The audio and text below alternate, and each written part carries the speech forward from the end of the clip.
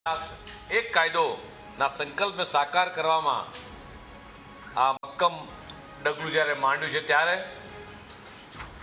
હાલ લગ્ન, વારસાઈ, ઉત્તરાધિકારી, દત્તક, છૂટાછેડા, જમીન, મકાન, વારસાઈ, દહેજ, વકફ, વાલીપણું, ભેટ, દાન જેવી બાબતો માટે ધર્મ, જ્ઞાતિ, સંપ્રદાય અને સંસ્કૃતિની માન્યતા અનુસાર અલગ અલગ કાયદાઓ અસ્તિત્વમાં છે ત્યારે આ યુસીસી લાગુ થવાથી આ તમામ વિસંગતાઓ એ દૂર થવાની છે.